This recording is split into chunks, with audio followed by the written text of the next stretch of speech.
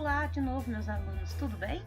Então vamos dar prosseguimento da nossa aula sobre os romances de Machado de Assis. Essa é a parte 2. A gente acabou de falar nesse último vídeo, que é bem curtinho, sobre os romances da fase romântica do Machado de Assis. E agora vamos passar para os romances da fase realista. Então não podemos esquecer, né? Temos que sempre lembrar que Machado de Assis, que também é conhecido como o analista da alma humana, por causa de suas obras, seus personagens, ou na verdade suas obras tratarem muito a questão, uma questão mais psicológica, né? E ele fazer muita análise dos personagens em suas obras. Então, o Machado de Assis ele introduz o realismo no Brasil com a publicação de seu livro Memórias Póstumas de Brás Cubas em 1881. Já falei bastante desse livro, mas eu vou falar mais um pouquinho. Bom, quanto à ficção realista machadiana, né? Nós temos a ruptura então com a narrativa linear. A obra deixa de seguir um fio lógico ou cronológico e passa a seguir um fio, uma ordem própria da narrativa, ou até mesmo imposta pelo narrador. Então a obra vem e vai o tempo todo, né? Ela não tem uma linha temporal lógica como a gente está acostumado. O Machado critica vários valores burgueses através de suas ironias, que é a principal característica dos romances e da narrativa do Machado de Assis, e as metalinguagens, que também, junto com as ironias, compõem as características principais das obras machadianas. Lembrando então que a metalinguagem é aquela técnica em que Machado utiliza a própria linguagem, né, para falar da sua escrita. Ele utiliza a escrita para falar de questões que ele escreveu pouco antes. Então, às vezes ele questiona, às vezes ele explica. É como se ele estivesse conversando com o leitor ali no livro, né? Então, o autor, o Machado, né, ele trata com frequência sobre a ascensão social, que a gente tem vários personagens que ascenderam socialmente, seja porque recebeu uma herança ou por outras questões. No caso aqui do Machado, muitos dos personagens ascenderam socialmente por causa da herança, né? Às vezes eles também ascendem socialmente por causa de um casamento, mas a maioria dos personagens do Machado ascendem por causa por terem recebido heranças. E trata também, né, o Machado também trata da manutenção de aparências sociais, onde ele critica a burguesia que muitas vezes, mesmo estando falido, eles mantêm aquela aparência social, e até mesmo para mostrar aos outros, de certa forma, o seu poder, ou que ele consegue manter o seu status através das aparências. E o Machado também trata o universalismo, que é uma das principais características do realismo, né, o universalismo, porque ele não trata de questões locais, ou seja, do Brasil, questões nacionalistas, como nós tínhamos no romantismo. Ele trata de questões que são discutidas, ou que são colocadas, ou que existem não apenas no Brasil, mas também em várias cidades da Europa ou de outros locais do mundo. Então são questões que afetam o ser humano em geral, né? Isso era comum no realismo. Então deixou de tratar apenas de questões locais e nacionais para tratar de questões mais universais, especialmente a essência e a aparência humana, né, na sociedade da época. Então, características das principais obras do Machado de Assis, né? Não podemos precisamos sempre nos lembrar que ele procurou escrever sempre de maneira inovadora, ele sempre procurou romper com o movimento literário, né? Sempre que possível ele rompia, não apenas com o romantismo, mas também com o realismo, porque ele é totalmente inovador, ele escreve coisas que outros autores não escreveriam, né? Assim, o modo como ele escreve.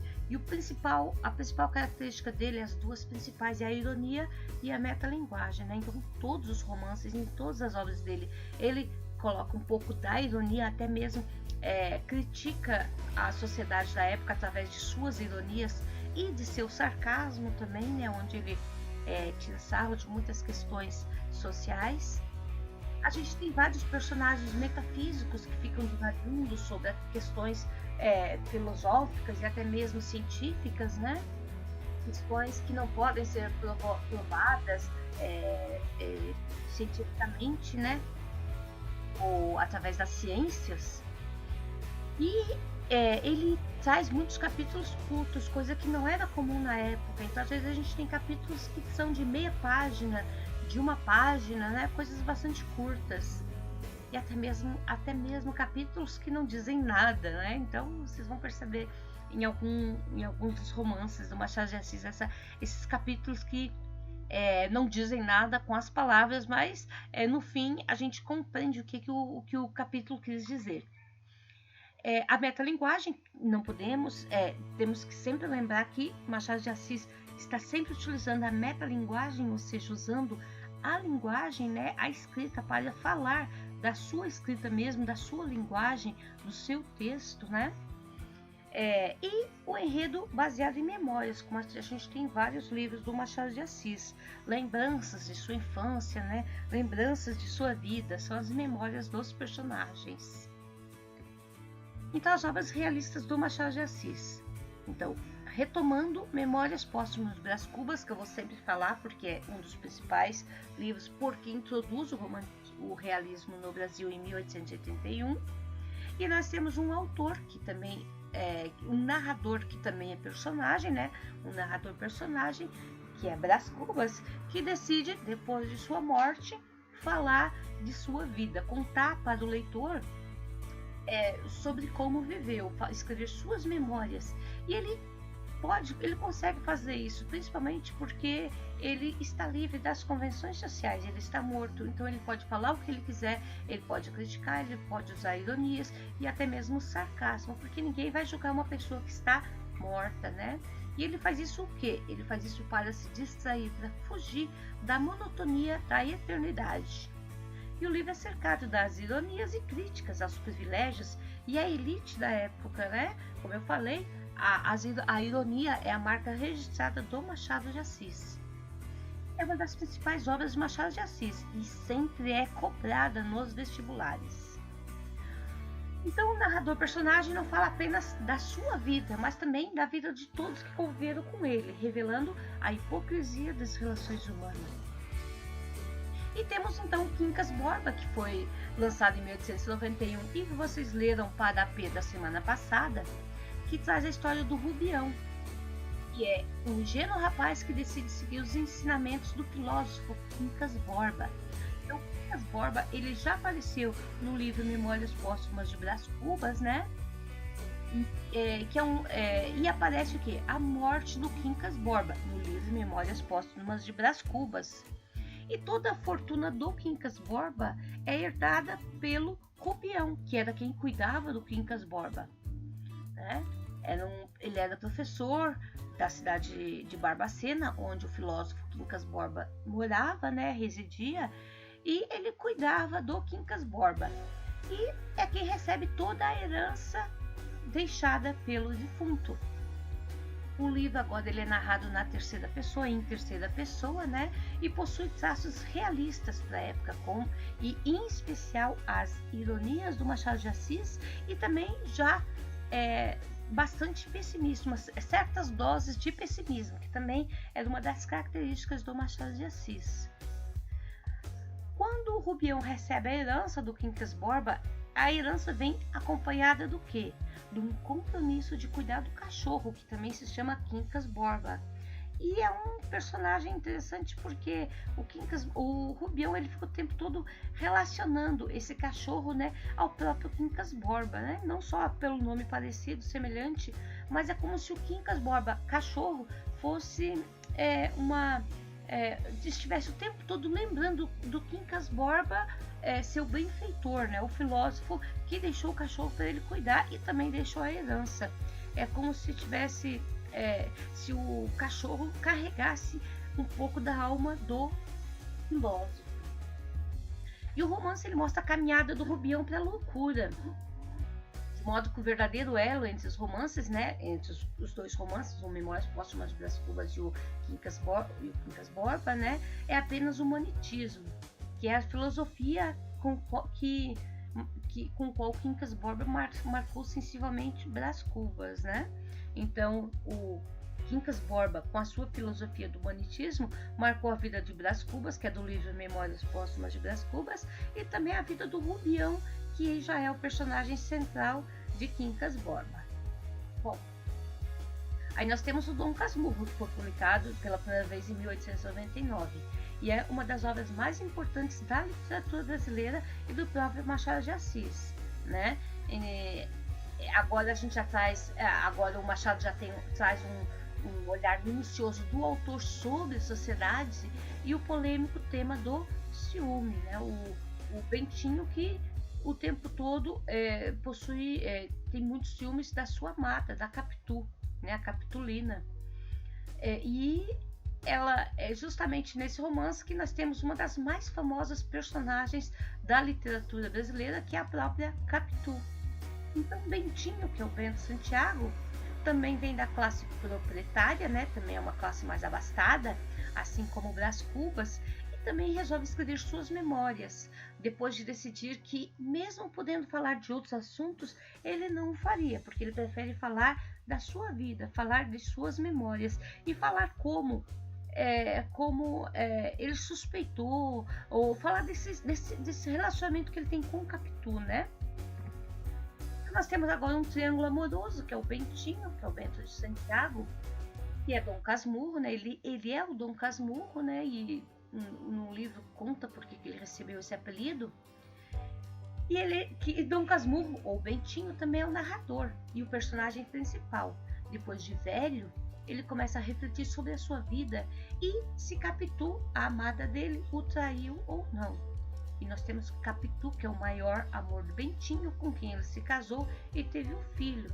Ela era de origem pobre e Bento já era da elite carioca, né? E nós temos Escobar, que era o melhor amigo do Bentinho desde o tempo dos estudos no seminário. Isso é sobre ele que paira a suspeita de traição. E Ezequiel é o filho de Capitu e de talvez Bentinho, talvez Escobar. Essa é a dúvida. E a história finaliza sem ninguém saber quem é realmente o pai do menino, se é Bentinho ou se é Escobar. Então o leitor pode ler e tirar da dúvida, né?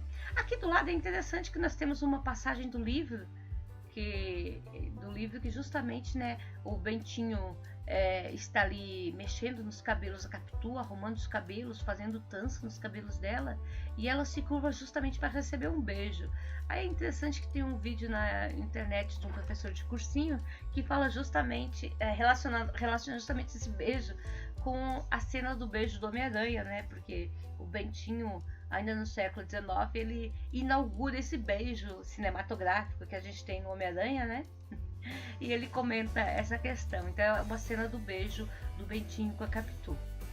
Bom, o objetivo do Bentinho escrever esse livro é justamente, né, como isso aqui, ó, ele fala no seu livro, reatar as duas pontas de sua vida. Então, o Bentinho fala, né, no livro do Dom Casmurro, né, o meu fim evidente era atar as duas pontas da vida e restaurar na velhice a adolescência. Então ele quer unir a sua adolescência com a sua velhice e compreender um pouco o que foi a sua vida, né? Então nós temos a presença da tradicional ironia e do sarcasmo.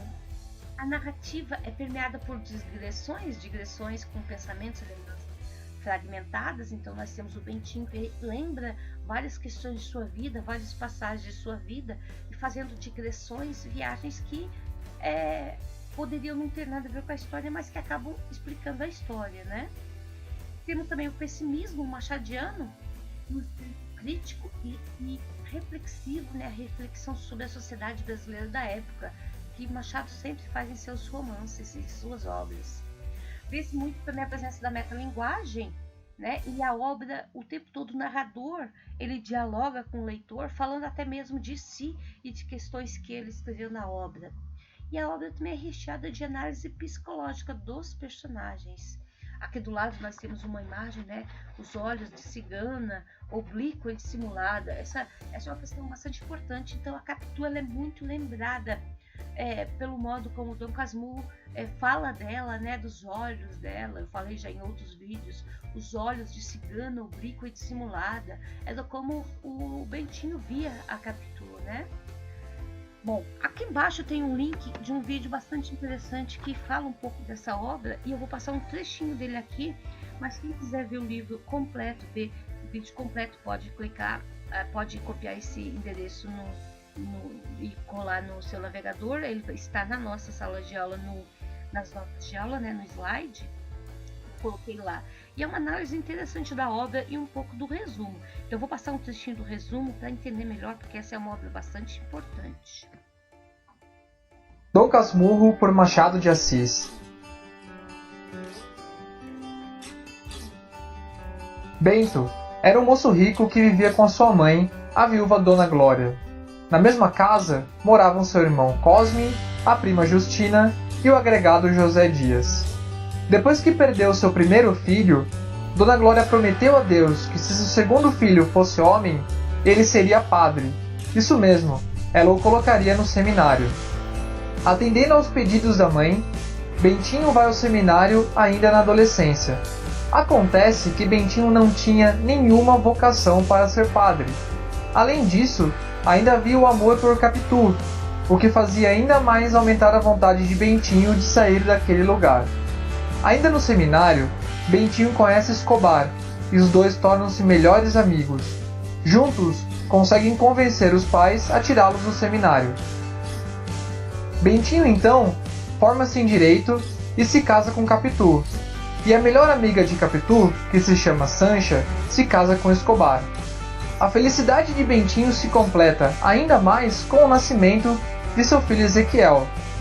E um fato começa a levantar a desconfiança de Bentinho.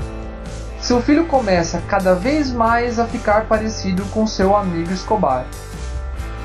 No entanto, uma fatalidade ocorre e muda completamente o rumo da história. Escobar vai nadar e acaba morrendo afogado. Durante o velório, Capitu se comporta de maneira muito estranha, como se alimentasse um amor secreto por Escobar. A partir deste momento, Bentinho começa a suspeitar de um adultério de Capitu com o seu melhor amigo. O tempo passa e nada muda as convicções de Bentinho, que acaba por enviar Capitu e seu filho para a Europa com a desculpa de um tratamento para a saúde. Capitu morre pouco tempo depois e seu filho morre em Jerusalém, onde estudava artefatos arqueológicos. Por fim, Bentinho vai a uma peça de Shakespeare que conta uma tragédia ocorrida por ciúmes e suspeita de traição injusta, que termina com a morte da mulher inocente. Bentinho nunca mais consegue aceitar a sua vida e se torna uma pessoa endurecida e amarga. Dom Casmurro, por Machado. Então, esse é um resumo bastante interessante aí, feito com bastante criatividade e que vocês podem acessar inteiro na internet. Depois o autor do vídeo coloca uma análise ali muito interessante também sobre o Machado de Assis, sobre essa obra do Machado de Assis. Muito bem, então a próxima obra que nós vamos ver agora do Machado de Assis é Esaú e Jacó. Esse é o penúltimo romance publicado pelo Machado de Assis, pelo menos em vida, né? Foi publicado em 1904 e é espelhado na história bíblica de dois irmãos que se tornam grandes inimigos, que são Esaú e Jacó. Então, a trama, narrada em terceira pessoa também, pelo personagem conselheiro Aires, ele relata, né, esse personagem, esse narrador, ele relata as desavenças entre os irmãos gêmeos Pedro e Paulo e as diferenças de cada um. E a obra se destaca pela narrativa consciente, segura, aliando perfeitamente o tom irônico e despretensioso à análise da fatalidade da condição humana. Então, sua maior importância se deve ao fato de ser um romance em que o autor examina as transformações políticas e sociais de modo mais denso. Então, nós estamos agora já em 1904, no romance pelo menos, né? Na época em que foi escrito, nós estamos nas vésperas da proclamação da República. E o Machado ele consegue descrever, ele fazer um retrato do espírito da época na sociedade. Então, essa é a importância dessa obra, né, Esaú e Jacó. Fala um pouco então da proclamação da República e do contexto em que se deu a proclamação da República, né? Que foi um pouco antes desse período em que foi lançado o livro. Bom, Memorial de Aires, nós temos agora, esse aqui é o último romance publicado em vida do Machado de Assis, né? Foi publicado no ano em que o escritor faleceu, 1908.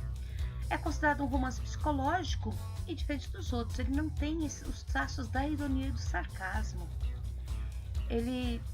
Mas ele tem temas como a frivolidade da elite da sociedade brasileira no final dos anos de 1800, e a dificuldade das relações amorosas.